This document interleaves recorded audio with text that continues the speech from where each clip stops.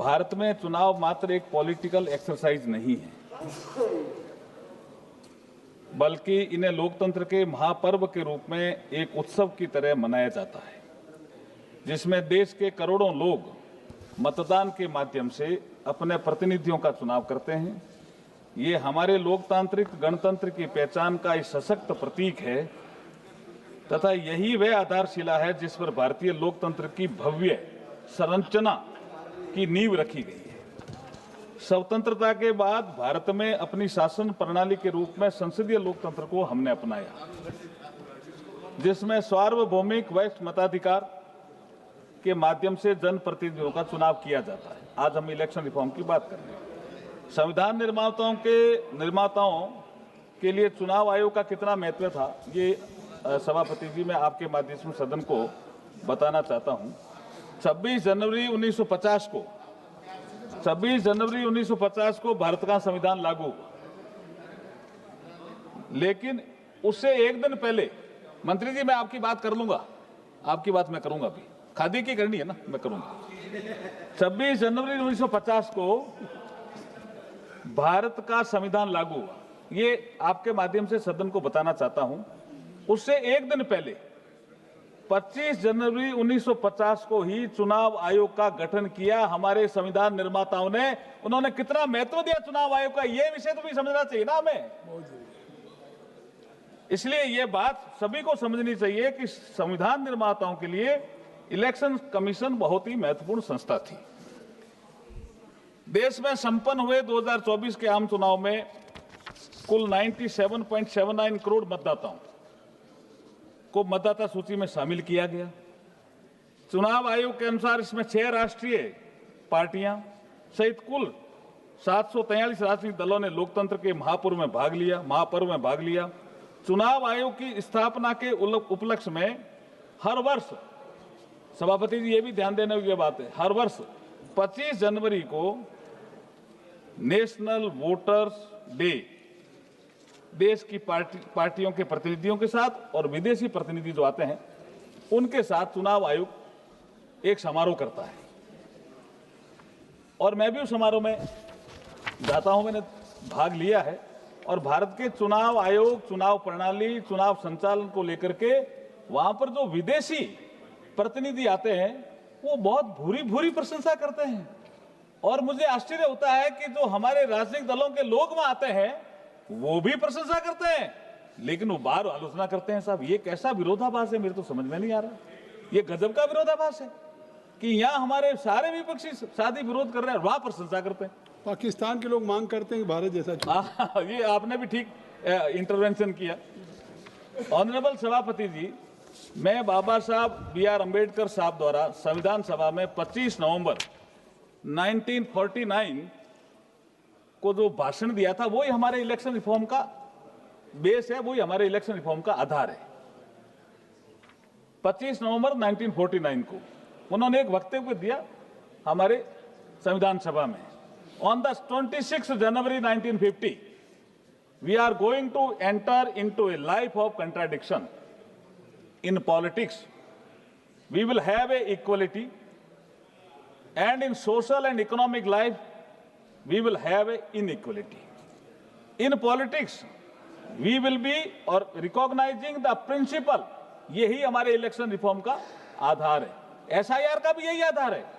In politics we will be recognizing the principle of one man, one vote and one value. यही principal है SIR का भी, यही principal है चुनाव का भी। एक आदमी का एक ही वोट होना चाहिए, एक ही वैल्यू होनी चाहिए।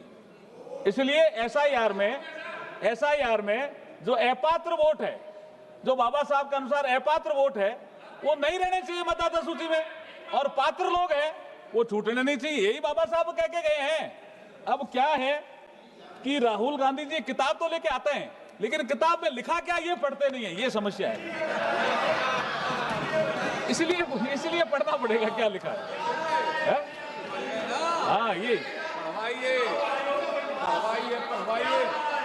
बाबा साहब, मैं बताता हूँ आपकी बात भी, मैं मनीष जी आपकी बात भी बताऊंगा।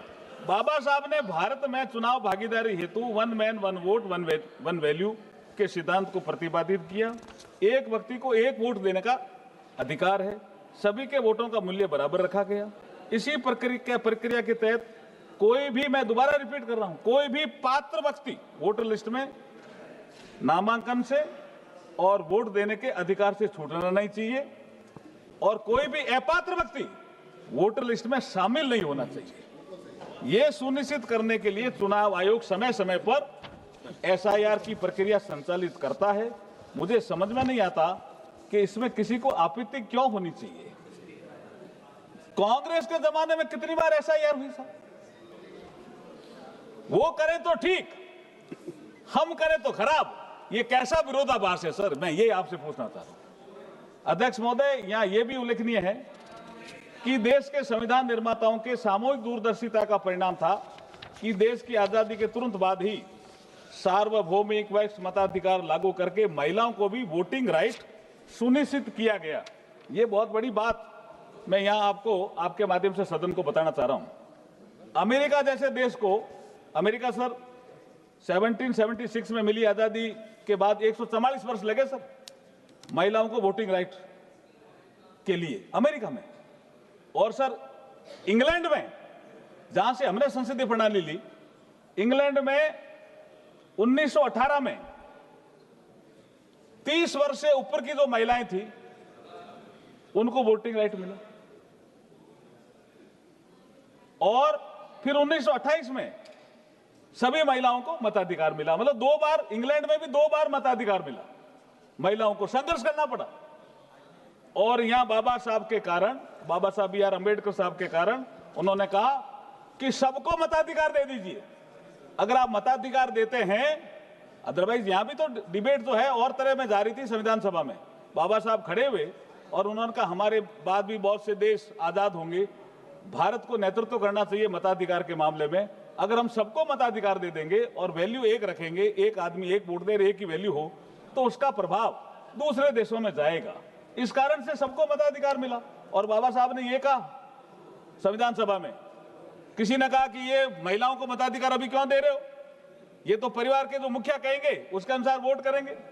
बाबा साहब ने कहा ऐसा नहीं है, भारतीय महिलाएं समझदार है, जब वो भागीदारी करेगी तो लोकतंत्र मजबूत होगा। अब नरेंद्र मोदी जी के नेतृत्व में महिलाएं भी भागीदारी कर रही है, लोकतंत्र मजबूत हो रहा है। बाबा साहब की बात सही निकली।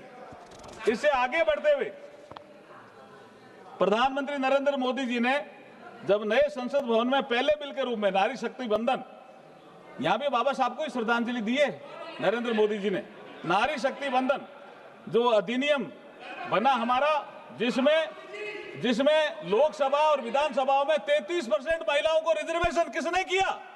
नरेंद्र मोदी जी की सरकार ने किया। भाई आप तो नहीं कर पाए ना।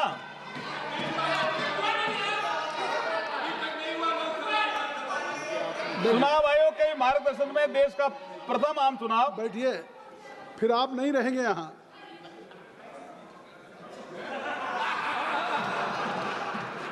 सर, चुनाव आयोग के ही मार्गदर्शन में देश में प्रथम आम चुनाव 25 अक्टूबर 1951 से 21 फरवरी 52 तक सफलतापूर्वक संपन्न हुआ। बहुत से लोगों ने आर्टिकल लिखे सर, बहुत से लोगों ने लेख लिखा कि भारत में लोकतंत्र सफल होगा कि नहीं होगा। चुनाव आयोग ने कितना बड़ा काम प्रथम चुनाव आयोग से करना शुरू किया है सर। हम चुनाव आयोग जैसी संस्था, जिसका हमारे साथी ललन सिंह जी ठीक ही कह रहे थे कि बाबा साहब ने कहा कि ये, हाँ बाबा साहब की बात तो आनी चाहिए ना, ये बाबा साहब ने कहा ये एक स्वतंत्र निकाय के रूप में काम करे। और इसकी चर्चा, इस ललन सिंह जी कह रहे थे भाई ये एक कॉन्स्टिट्यूशनल बॉडी है, इसकी चर्चा आपने मांगी। हमने कहा भाई एसआईआर तो उनका इंटरनल वर्क है चुनाव आयोग का, आप इलेक्शन रिफॉर्म में चर्चा कर लो। आप इलेक्शन रिफॉर्म माने नहीं उस समय इलेक्शन रिफॉर्म मान ले तो चर्चा हम उस समय भी कर देते। आप एसआईआर को ही अड़े रहे। संवैधानिक व्यवस्था के अंतर्गत इलेक्शन कमीशन ऑफ इंडिया, नहीं, इसमें जवाब इसका है साहब हमारे पास। जवाब कैसे नहीं है? इनको मैंने इनको उस समय भी बताया था, उस समय भी बताया था कि माननीय मंत्री जी, आप चेयर को एड्रेस करिए। नहीं, मैं चेयर को एड्रेस कर रहा हूं। इनको उस समय भी बताया था कि 14 दिसंबर 1988 को बलराम जाखड़ साहब ने कहा आपकी जैसी सीट से ही कि इलेक्शन कमीशन कॉन्स्टिट्यूशनल बॉडी है, इसमें हम इसके कार्यों की चर्चा हम नहीं कर सकते। इसके लिए हमें संविधान में संशोधन करना पड़ेगा। इनको पता है, बीएससी में भी चर्चा हुई। या संविधान के अनुकूल प्रस्ताव लाना पड़ेगा। या संविधान के अनुकूल, आपने ठीक कहा सर। तो ये मैं संवैधानिक व्यवस्था के अंतर्गत इलेक्शन कमीशन ऑफ इंडिया को आर्टिकल 3 to 4 के अंतर्गत इलेक्टोरल रोल की तैयारी, ये मैं आपको बताना चाह रहा हूं कि इलेक्शन कमीशन क्यों इलेक्टोरल रोल को ठीक रखना चाहता है।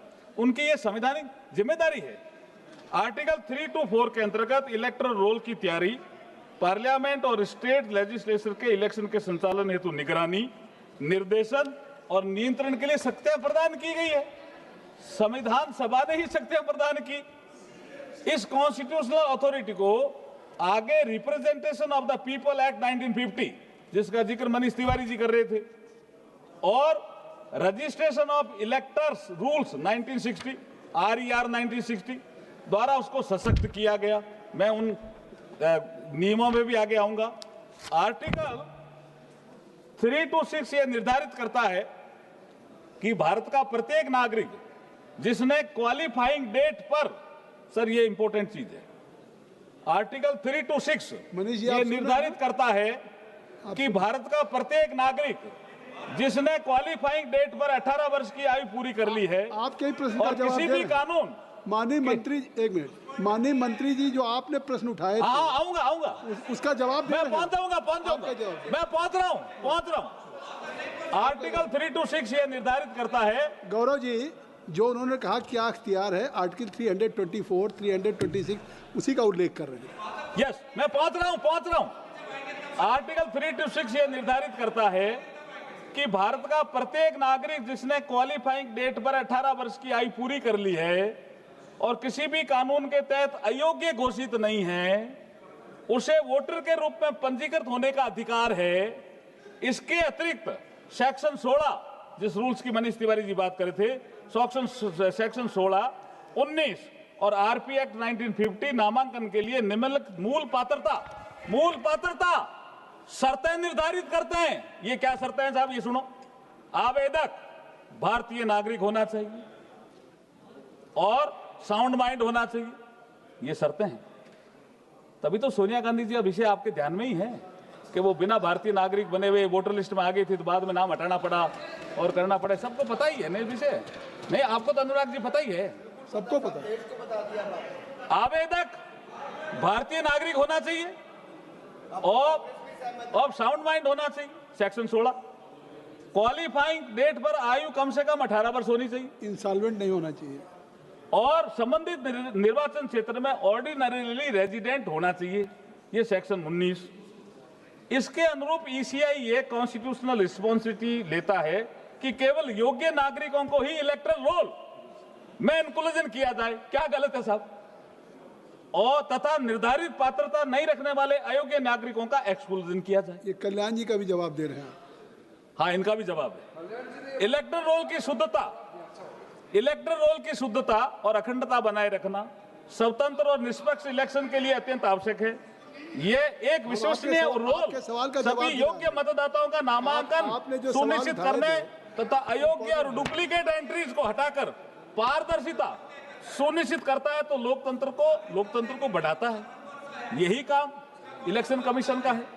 आरपी एक्ट 1950 के सेक्शन 21 व अन्य प्रावधान इलेक्टोरल रोल की तैयारी और संशोधन को लीगल बेस प्रदान करते हैं। रजिस्ट्रेशन ऑफ इलेक्टर्स रूल्स 1960 का रूल 25 ये निर्धारित करता है कि ईसीआई के निर्देशानुसार प्रत्येक निर्वाचन क्षेत्र के लिए मतदाता सूची को या तो स्पेशल इंटेंसिव रिवीजन या समरी रिवीजन, जो साल में 4 बार होता है, समरी रिवीजन के द्वारा संशोधित किया जाता है। यह काम लगातार इलेक्शन कमीशन करता है। इनके पीरियड में भी होता रहा है। एसआईआर में बताऊंगा तो 6-7 बार हुई है, कोई पहली बार हो रहा है ऐसा नहीं है। कर्नाटक में 2008 में हुआ है। ऐतिहासिक दृष्टि से देखा जाए तो ईसीआई ने इन्हीं प्रावधानों के अंतर्गत उपयोग इलेक्टोरल रोल को समय समय पर आवश्यकता के अनुसार समरी या इंटेंसिव रूप में संशोधित करने का कार्य किया। ये हिस्ट्री बोलती है। आप चाहो तो मैं समय नहीं लेना चाहता, मैं डेट वाइज बता सकता हूं कब कौन सी एसआईआर हुई, किसके पीरियड में हुई, आप जवाब कौन दे- प्रधानमंत्री थे, सब है हमारे पास। आप जवाब दे दें। इलेक्टर रोल का समरी रिवीजन, आप एक संसदीय रूटीन, आप संसदीय कार्य राज्य मंत्री, इलेक्टर रोल का, आप कानून मंत्री भी हैं, इसलिए आप लोगों के प्रश्नों का जवाब दे सकते हैं। मैं बताता हूं इलेक्टर रोल का समरी रिवीजन एक रूटीन अपडेशन प्रक्रिया है, रूटीन अपडेशन प्रक्रिया है, जबकि इंटेंसिव रिवीजन एक व्यापक प्रक्रिया है जिसमें बूथ लेवल ऑफिसर द्वारा हाउस टू हाउस इनमरेशन किया जाता है। अध्यक्ष महोदय, मैं आपके माध्यम से इस सदन के समक्ष यह स्पष्ट करना चाहता हूं कि एसआईआर की प्रक्रिया पहली बार संचालित नहीं की जा रही है, मैं डेट बता रहा हूं। इससे पहले भी इंटेंसिव स्पेशल इंटेंसिव रिव्यू वर्ष 52, 56, 57, 61, 65, 66, 83, 84, 87, 89, 92, 93, 95, 2002 और 3 इस समय हुई है। लेकिन पिछले 2 दशकों में कोई भी इंटेंसिव रिवीजन नहीं किया गया, क्योंकि इस अवधि में रैपिड अर्बनाइजेशन, शिक्षा या रोजगार हेतु माइग्रेशन तथा अन्य सामाजिक आर्थिक परिवर्तनों के चलते नागरिकों के निवास स्थान में बार बार बदलाव हुआ, इसलिए वो कहां रहते हैं ये जानकारी करना जरूरी था। इसके चलते कई मतदाता नए निर्वाचन क्षेत्र में पंजीकरण करा लेते हैं, लेकिन पिछले निर्वाचन क्षेत्र से अपना नाम हटाने में विफल रहते हैं, जिसका निशिकांत जी भी जिक्र कर रहे थे अपने माताजी और पिताजी का, जिससे डुप्लीकेट या गलत एंट्रीज उत्पन्न हो जाती है। इन्हीं सब पहलुओं को ध्यान में रख करके स्पेशल इंटेंसिव रिवीजन की आवश्यकता उत्पन्न होती रही है, ताकि मतदाता सूची को पूरी तरह साफ, सत्यापित, पारदर्शी और विश्वसनीय बनाया जा सके। इसलिए विपक्ष द्वारा एसआईआर को लेकर लगाए जाने वाले आरोप और शंकाएं निराधार और तथ्यों से परे हैं। असल बात यह है कि बार बार होने वाले चुनाव में विपक्ष की हार में हमारे विपक्षी साथियों को हताशा और निराशा से भर दिया है। इनके लिए इनके पास कोई साधन नहीं है, कोई बहाना नहीं है, तो ये चुनाव प्रक्रिया में होने वाले सुधारों पर अंगुली उठाते रहते हैं। कभी इन्हें ईवीएम में गड़बड़ी दिखती है, कभी इन्हें एसआईआर की प्रक्रिया में कमी दिखती है। सच बात तो यह है कि इन्हें अपनी कमी नहीं दिखती है, जिसके चलते भारत की जनता ने इन्हें पूरी तरह से नकार दिया है। अध्यक्ष जी, मुझे विपक्ष की स्थिति पर गालिब का शेर याद आ गया, आपकी अनुमति हो तो। सर आगे बढ़िए सर, मान दीजिए। गालिब को पूछा कि मैं काम तो बहुत करता हूं, कोई आया गालिब को पूछने के लिए, लेकिन मुझे सफलता नहीं मिलती, तो गालिब उनको जवाब देते हैं जो यहां अभी बोल के गए उन पर फिट बैठता है। उम्र भर इस भूल में जीते रहे गालिब, धूल चेहरे पर थी और हम आईना ही पूछते रहे। मेहनत तो बहुत की, लेकिन चेहरा साफ नहीं हुआ सर, चेहरा साफ नहीं हुआ। अध्यक्ष महोदय, कांग्रेस और इनके नेता आज हमारे ऊपर चुनाव सुधारों को लेकर आरोप लगाते हैं। सच तो यह है कि कांग्रेस और इनकी परिवारवादी सोच शुरू से ही इतनी हावी रही है कि देश की आजादी के बाद ये वोट चोरी के काले कारनामों से बाज नहीं आए। वोट चोरी का झूठी अफवाह फैलाने वाले विपक्ष के दोगलेपन का पर्दाफाश करते हुए वोट चोरी के कुछ तथ्य प्रस्तुत करना चाहता हूं। 1951 में बाबा साहब का चुनाव हुआ सर, नहीं सर, ये मैं वोट चोरी की बात कर रहा हूं। 1951 में बाबा साहब का चुनाव, पहला चुनाव लड़ा बॉम्बे उत्तर से। आप सभी को जानकर आश्चर्य होगा कि इस चुनाव में मात्र बाबा साहब 14,561 वोटों से हारे। बाबा साहब मात्र 14,561 वोटों से हारे। लेकिन कांग्रेस की ईर्ष्या और बाबा साहब डॉक्टर भीमराव अंबेडकर जी के प्रति उनकी दुर्भावना के चलते 74,333 वोटों को खारिज करवा दिया। यही वोट चोरी है, यही वोट चोरी है। बाबा साहब ने आगे और सुनिए सभापति जी, 74,333 ये कम वोट नहीं होते। ये जब वोट खारिज हुए तो बाबा साहब ने एक याचिका दायर की चुनाव आयोग में। जैसे ये कह रहे हैं चुनाव आयोग को हम क्या कर रहे हैं, उस समय क्या कर रही थी कांग्रेस, ये देख लो। ये 21 अप्रैल में डेट लाया हूं, 21 अप्रैल 1952 को डॉक्टर अंबेडकर ने 18 पन्नों की एक याचिका तैयार की, खुद एडवोकेट थे। और सोचिए, जिन्होंने संविधान बनाया उसी संविधान निर्माता को कांग्रेस और एक परिवार ने चुनाव में धांधली करके हरा दिया। ये चुनावी भ्रष्टाचार का पहला उदाहरण है। आगे तो कई उदाहरण ऐसे मिलेंगे, लेकिन चुनाव आयोग को कहा सुनना नहीं है। अध्यक्ष जी मेरी सुनो इधर आप। इन्होंने चुनाव आयोग को कहा सुनना नहीं है, इसलिए मैं कह रहा हूं कि राहुल गांधी जी संविधान की किताब तो लेकर आते हैं, संविधान में लिखा क्या है इसको पढ़ते नहीं हैं। पढ़ने के आते भी नहीं। दूसरा उदाहरण सुन लिए, 1971 में आम चुनाव जिसका जिक्र कईयों ने किया, रायबरेली। प्रधानमंत्री पद पर रहते हुए इंदिरा जी द्वारा सरकारी मशीनरी का दुरुपयोग का आरोप, तो इसमें भी संविधान, इसमें कोर्ट में भी है, साबित हो गया। साबित भी हुआ। और इलेक्ट्रोल मेल प्रैक्टिसेस की घटना वोट चोरी का सबसे घिनौना करती है ये रायबरेली का चुनाव। ये याद ही नहीं आ रहा इनको, जो आज भी भारत के लोकतंत्र को शर्मसार करता है। और मैं कई उदाहरण दे सकता हूं, लेकिन मुझे एक कहानी, मैं राजस्थान का आदमी हूं, मुझे कभी कभी लगता है हमारे यहाँ तो कहावत है, आपके यहाँ है कि नहीं है, कि उल्टा चोर कोतवाल को डरता है। सब जगह है क्या?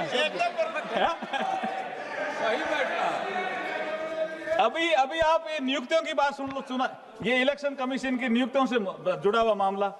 हमारी सरकार ने चुनाव आयुक्तों की नियुक्ति से जुड़ा विधेयक, मुख्य चुनाव आयुक्त और अन्य चुनाव आयुक्त नियुक्ति की सेवा की शर्तें और कार्यालय की अवधि विधेयक 2023, जिसमें भी बोल के गए एलओपी, जिसमें बोल पे अभी गए, मैं उसकी बात कर रहा हूं, पारित किया, जिसका उद्देश्य संविधान के अनुच्छेद 324 3-4 के तहत चुनाव आयोग की नियुक्ति की प्रक्रिया को इंप्लीमेंट करना तथा 2 मार्च 2023 को सुप्रीम कोर्ट के फैसले में कानून बनाने तक, ये एक ऐसा अरेंजमेंट था, सुप्रीम कोर्ट ने कहा कि सच्चन इसमें कानून नहीं बनाया, इसलिए कानून बनाने तक हम एक ऐसी व्यवस्था करते हैं। और ये कोई वो कानून बन गया था क्या? इन्होंने भी तो ऐसा, ये जो चीफ इलेक्शन कमिश्नर है, इलेक्शन कमीशन, उसकी सेवा की शर्तों के लिए बार बार अमेंडमेंट किया, तो हमने भी 2023 में अमेंडमेंट किया।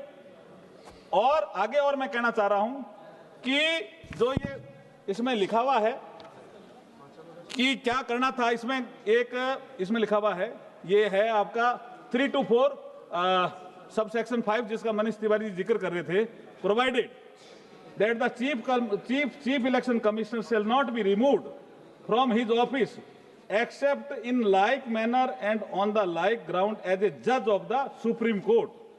अब सुप्रीम कोर्ट का जज जैसे हटता है वैसे इसको हटाना है, और वही कंडीशन करनी है। तो संविधान में लिखा हुआ वही तो हम कर रहे हैं। राहुल गांधी जी संविधान की किताब तो लेकर के आते हैं, लेकिन भाई साहब पढ़ते नहीं हैं। क्या करें इसका? इन्होंने पढ़ने का, इन्होंने भी आधा पढ़ा है, उन्होंने भी आधा ही पढ़ा। अब ये बिहार में एसआईआर हुई, मैं भी बिहार के चुनाव में था, हमारे संजय जायसवाल जी भी यहाँ बैठे हैं, इन्होंने भी कहा भी बिहार के चुनाव में इसका कोई असर नहीं था, मुझे भी असर नहीं आया। और मुद्दे थे जो तो बोले नहीं, एसआईआर बोले, जनता ने इनको स्वीकार नहीं किया, नकार दिया, करारी हार हुई, तो कह रहे हैं ईवीएम खराब है या एसआईआर के कारण हार गई। ये कोई तरीका है क्या? पिकनिक मनाया ये लोग को।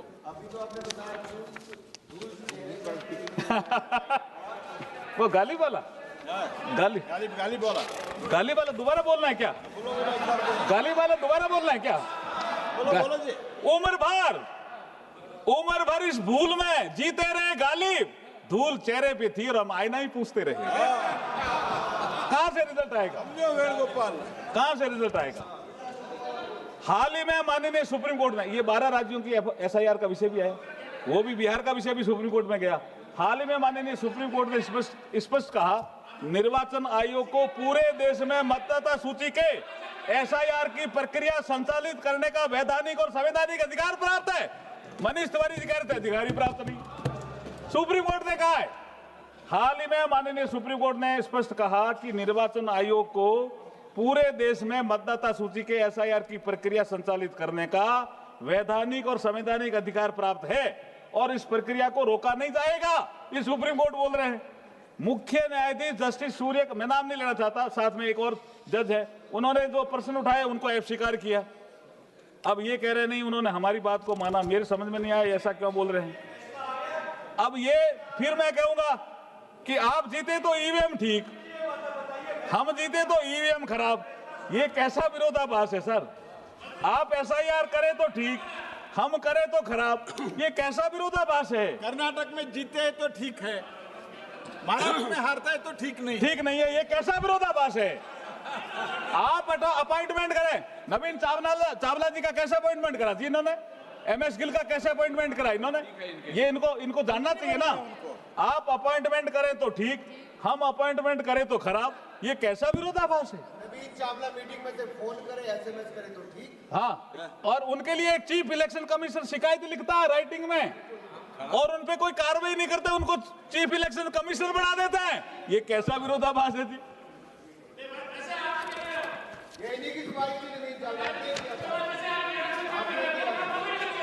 देखिए, मैं नवीन चावला का विषय भी बता देता हूं। चर्चा के दौरान कुछ माननीय सदस्यों ने चुनाव आयुक्त की नियुक्ति को लेकर के भी प्रश्न उठाए हैं। शायद वे भूल गए हैं कि किन लोगों ने और किस तरीके से नवीन चावला जी को चुनाव आयुक्त और उसके बाद मुख्य चुनाव आयुक्त बनाया था।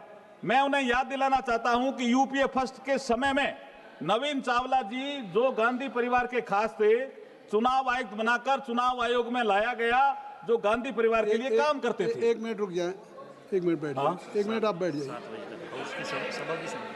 सभा की सहमति हो तो 1 घंटे सदन की कार्रवाई को बढ़ा दिए। Thank you.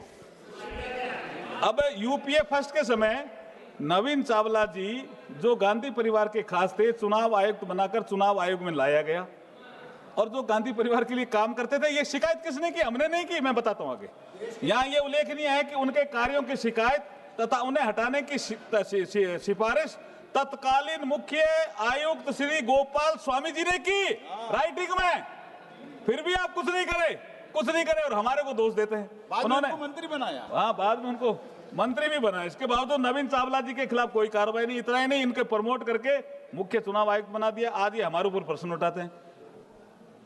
आप करो तो ठीक और हम करो तो खराब। ये कैसा विरोधाभास है सर? मैं आपसे पूछना चाह रहा हूं, थोड़ा व्यवस्था दीजिए इसमें। इसी प्रकार श्री MS गिल 1996 से 2001 तक भारत के मुख्य चुनाव आयुक्त रहे। उन्हें कांग्रेस और गांधी परिवार से निकटता और वफादारी का इनाम देते हुए पहले राज्यसभा का सदस्य, फिर सरकार में मंत्री बनाया। मंत्री इनको बनाया। वही नवीन। हाँ, वो करे तो ठीक, हम करे तो खराब। ये कैसा विरोधाभास है सर? इसका जवाब तो आपको देना पड़ेगा। ये भरोसा जनता देगी, हम नहीं दे पाएंगे। हम यहाँ आपको बोलने की इजाजत देंगे, भरोसा जनता देगी। हाँ, जनता दे रही।